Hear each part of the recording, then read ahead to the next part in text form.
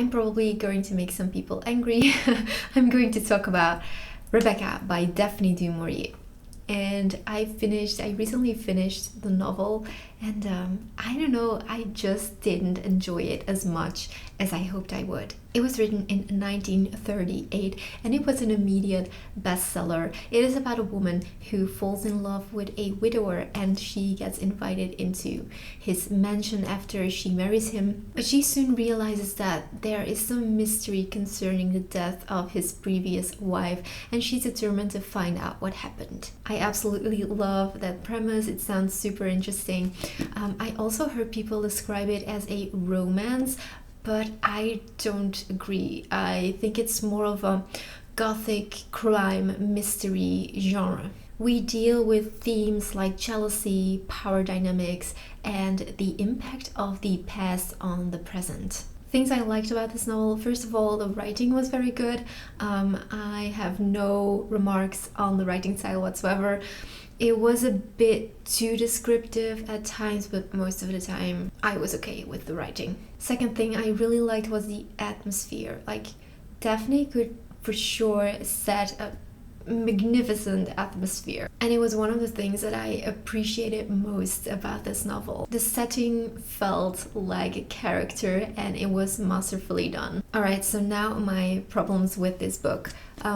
The main character was my biggest problem. I found her very annoying, and my biggest issue was that she refused to ask questions, that she refused to talk to her husband, which led to misconceptions. And the thing is, if she would have just talked to her husband and have a decent open conversation with him, then the story would have ended halfway this book. But I felt like the main character was ignorant on purpose, and yeah, it annoyed me that she didn't try harder to understand what was going on. She's always imagining what other people might be thinking. There are a lot of internal monologues of conversations or events that are just happening inside her head. She's a very blank, passive character, and she lets herself be bullied by Mrs. Danvers, who was,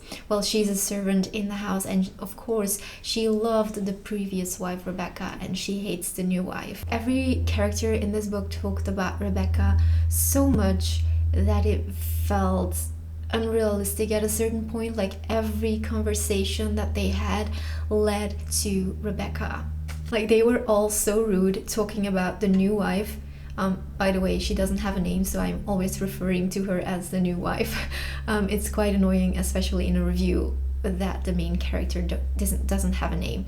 But anyway, all conversations lead to the previous wife, and they are so rude to the new wife for always mentioning, oh, but Rebecca didn't do this and Rebecca didn't do that, and so on. It got really exhausting, and I actually know much more about Rebecca than about our main character. The pacing also felt off. Like the last 50 pages, I think, were really, really good, but everything before that point felt so stretched and so slow, and nothing was happening, and I was just waiting for something to happen. Like, I recently finished The Count of Monte Cristo, which is a 1,300 paged novel, and I felt like that one was faster than this one. Like, it took me so much effort and energy to get through. And everyone was messaging me on Instagram, oh, just wait, the action is coming and it's all at the end, and just wait for it, you'll see.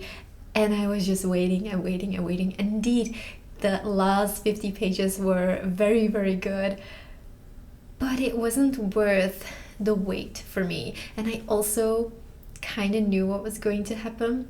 Like, there was a twist at the end that I didn't see coming, but most of the things were quite predictable. Also, something that I don't see anyone talk about is the repetition in this novel. Like, things are happening over and over again, and things get mentioned over and over again, so it it kind of got repetitive and boring. I will give you a few examples of our main character obsessing over Rebecca and it getting very repetitive, like she was always obsessing about Rebecca. So he was thinking about Rebecca. I said to myself, he's thinking how strange it was that a wedding present to me should have been the cause of destroying a wedding present to Rebecca. He's thinking about the Cupid. He is remembering who gave it to Rebecca. He is going over in his mind how the parcel came and how pleased she was. Rebecca knew a lot about China. The second example. Rebecca did this. She took the lilac, as I am doing, and put the sprigs one by one in the white vase. I'm not the first to do it. This is Rebecca's vase. This is Rebecca's lilac. Then the romance in this novel, there isn't really romance. It's just they quickly fall in love. It's kind of love at first sight. And he suddenly asks her, will you marry me? And it's like a very dry, unromantic proposal. And she just says yes. And they go and live at Manderley. And there is not much going on in the development of their romance. Like, you do not feel a connection between Mr. De Winter and our main character. There is no chemistry, there is no evolution. It's just said that they went on a honeymoon, but we don't get to live their life. We don't get to see their feelings for each other, which also played a part in me not being able to relate to the characters. Mr. De Winter is also very, I want to say, bad love interest. Like he isn't the right choice. He's like a broken man and he's rude to her, and he's just not the man you want to marry. I gave this book a 6.2 out of 10. I'm sorry if this is your favorite book or if you really love this book. This is just my opinion. I didn't really enjoy it. I can for sure appreciate it, and I understand why some people love it so much, but this just wasn't my cup of tea. Do not forget to like this video, and I hope to see you next week.